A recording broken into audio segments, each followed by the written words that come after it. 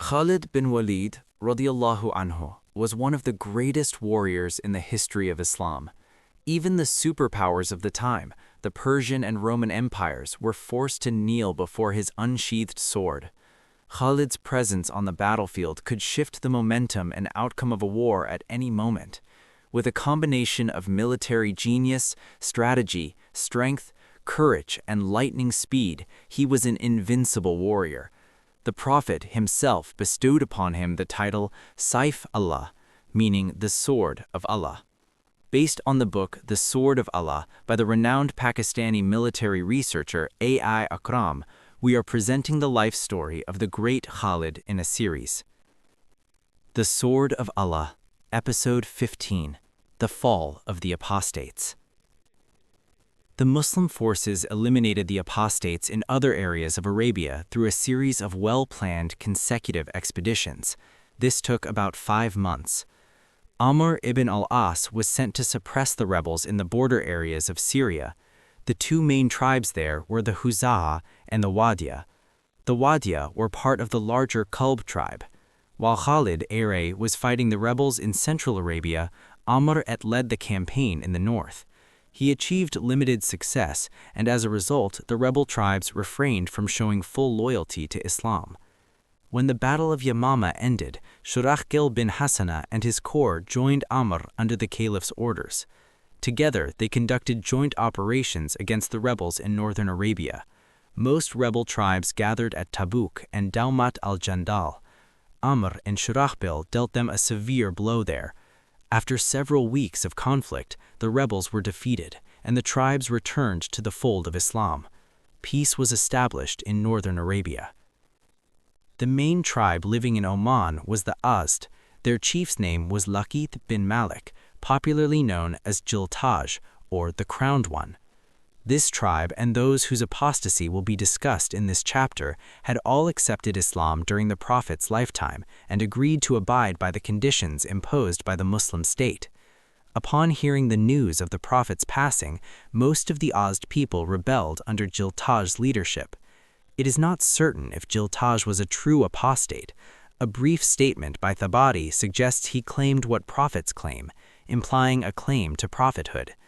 It is also possible that while Abu Bakr was busy suppressing the major tribes threatening Medina, Jiltaj declared himself the king of Oman, established his capital at Daba, and solidified his position as an undisputed ruler.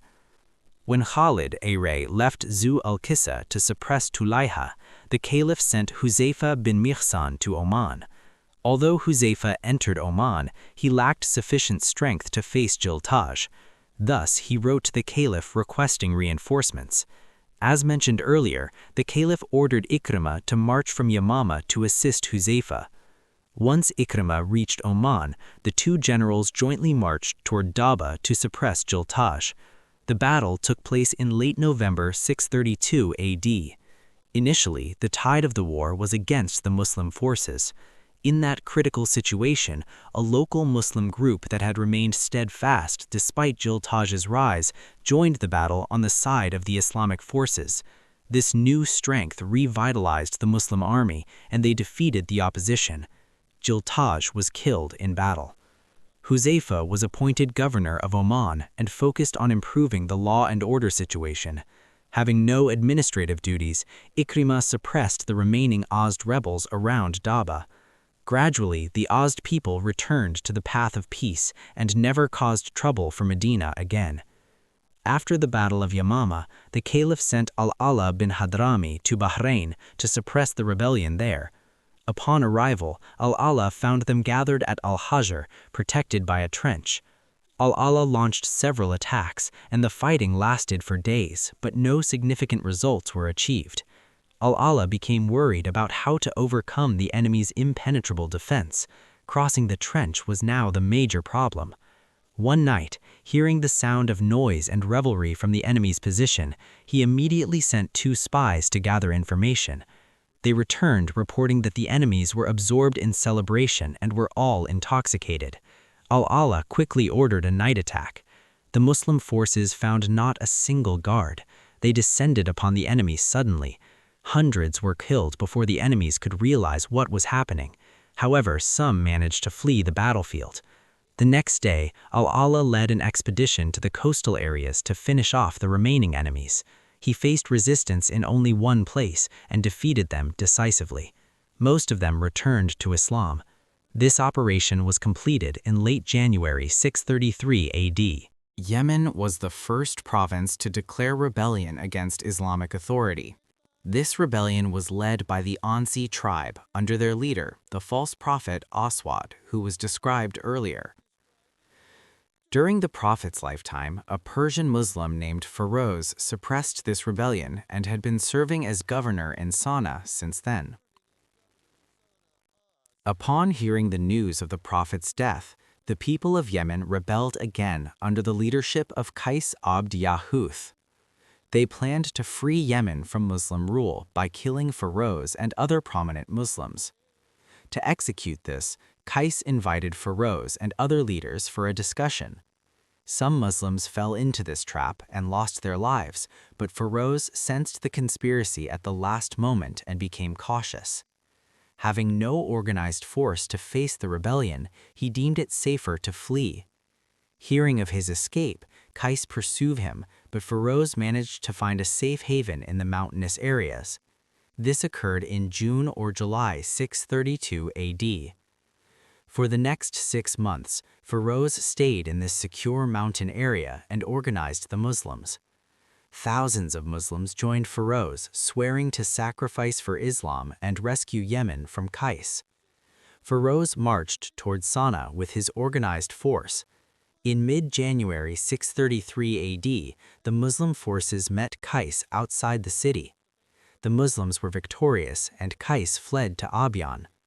Ikrimah was resting there after subduing Mahra with his corps. In Abyan, some other apostate leaders joined Qais. However, realizing nothing more could be done against Medina, they surrendered to Islam.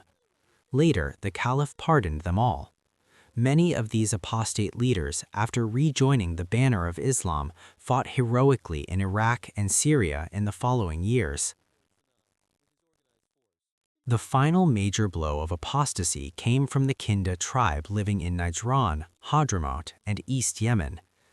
Although they did not rebel immediately upon hearing of the prophet's death, they began to show some disobedience. The governor of Hadramaut, Ziyad bin Labid, was a God-fearing and honest Muslim. His uncompromising attitude regarding tax collection became a source of mental distress for some Kinda people. Ziyad suppressed any attempt to evade taxes with a heavy hand. In January 633 AD, an incident occurred. A prominent man of the Kinda tribe, after handing over a beautiful camel as tax, wanted it back. Ziyad refused. The man became angry and sent a few people to steal the camel. Ziyad sent soldiers who caught the thieves along with the camel. The next morning, some Kinda people protested and demanded the release of their companions. Ziyad rejected their demand, declaring they would be judged according to Islamic law. This worsened the situation. Most of the Kinda people declared rebellion. They openly refused to pay taxes or follow Islamic law and took up arms. They were joined by other nearby apostates. Together, they established a military camp and prepared to fight against Medina's authority. One rebel camp was at Riyate, near Jafar. Ziyad sent a group of soldiers to raid this camp and conducted a successful raid. Many disbelievers were killed, many were captured, and the rest were driven away. The prisoners were brought to Jafar. They sent a message to the Kinda chief, Ashath bin Qais, appealing, "O Ashath, we are the people of your mother's tribe." Until then, Qais had been loyal to Islam. After this call, his tribalism became stronger than his loyalty to Medina. He took some of his warriors and snatched the Kinda prisoners from the Muslims. Thus began Qais's rebellion. The Kinda people gathered under his banner in large numbers and he prepared for war. Since the strength of the Muslim and rebel forces was equal, they refrained from attacking each other. Ziyad waited for reinforcements. The last corps commander sent by the Caliph, Muhajir bin Abi Umayyah, had just suppressed the rebellion in Najran and was on his way to Yemen. The Caliph ordered him to change course and advance to help Ziyad. The Caliph sent the same order to Ikrimah in Abiyan. The combined forces of Muhajir and Ziyad gathered at Jafar and marched under Muhajir's overall command. Ashath bin Qais was a notable personality of his time. Born into a royal family, he possessed many qualities. He was simultaneously a skilled general, a clever tribal chief, a brave warrior, and a famous poet. This man of attractive personality and sharp intellect was one of the many fascinating personalities among the apostates. One of his primary traits was treachery. Historians note that for 4 generations of his family, Ashath, his father Qais, his son, and his grandson, they were famous for breaking treaties and treachery. Ashath's character was an equal mix of honesty and devilry, and he always maintained a balance between these 2 qualities. In late January 633 AD, Ashath faced the Muslim forces. The battle was brief and Ashath was defeated. However, he managed to withdraw his forces quickly and retreat to Niger. There, more people from various tribes joined him. He likely prepared to face a siege. Immediately after this battle, Ikrimah arrived with his corps. 3 Muslim corps, under Muhajir's overall command, advanced and besieged the walled, fortified city of Niger. By deploying troops on the 3 routes connecting to the city, any possibility of outside help or reinforcements was cut off. The siege lasted for several days. Several attempts to break the siege failed. Yet the Kinder people were determined to continue fighting. Sometime in mid-February 633 AD, Ashath bin Qais realized the situation was hopeless and there was no chance of victory. The fall of the city to the Muslim forces was only a matter of time and would involve heavy bloodshed. What Ashath decided to do next was very consistent with his character. To save himself, he decided to sell out his tribesmen. He already had a prior friendship with Ikrimah. He sent a proposal for talks. An arrangement was made for Ashath to negotiate with Muhajir and Ikrimah. He secretly left the fort with a few companions and appeared at the designated spot. He proposed, "If you guarantee the safety of 10 people and their families, I will open the gate." The Muslims agreed. Muhajir said, "Write down the names of those 10 people and we will seal the document." Ashath went aside with his men and began writing names. His plan was to write 9 deer names and write his own name as the 10th. But he noticed a man named Jodim looking over his shoulder at the list. As soon as he wrote the 9th name, Jodim pulled a knife and whispered, "Write my name or I will kill you." Hoping to save himself somehow by trickery, Ashath wrote Jodim's name as the 10th. Once the list was ready, Muhajir sealed it. Ashath and his companions returned to the fort. At the specified time, one gate of the fort was opened and Muslims poured in like a flood. Massive killing continued until every man surrendered his arms. Ashath, a group of people nearby, and his family were saved. The Niger fort had fallen. Muhajir looked at the list and saw that Ashath's name was not on it. He exclaimed with joy, "O enemy of Allah, now the time has come to teach you a lesson." Muhajir might have killed Ashath, but Ikrimah proposed sending him to Medina for the Caliph's decision. He was put in chains. After the victory, many prisoners were sent to Medina, including several beautiful young women. They had already learned of Ashath's conspiracy. As they were leaving the fort in a line, they looked at Ashath with intense hatred and said, "You are a traitor. You are a traitor." Finally, Ashath was also sent to Medina with this group of prisoners, and it was not a pleasant journey for him. Ashath was not new to Medina. During the year of delegations, he had come to Medina with the Kinda people, met the Prophet, and accepted Islam. At that time, he married Farwa, the sister of Abu Bakr, R.A. Before leaving Medina, he had left his wife with Abu Bakr, promising to return and take her. This was his subsequent arrival to Medina, though under different circumstances. The Caliph brought charges against Ashath for opposing Islam and the state. he also viewed his betrayal of his own tribe negatively. His severe punishment was inevitable. As mentioned earlier, Ashath was a sharp-witted and eloquent man. In this moment of crisis, he used all his abilities. He not only managed to get a pardon for himself, but also succeeded in taking his wife back from Abu Bakr RA.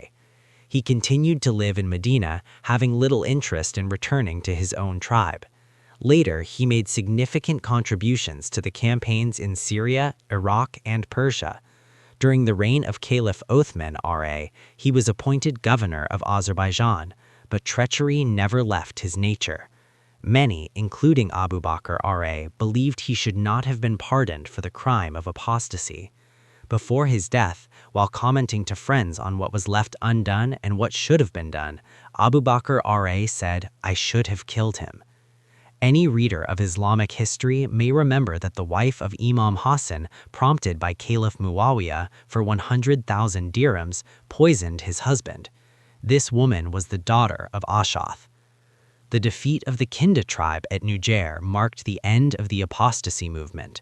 The land of Arabia became safe for Islam. The evil forces that had risen against Islam were eliminated forever. Later, the land of Arabia witnessed many civil wars in its turbulent history, but the movement of apostasy never appeared again.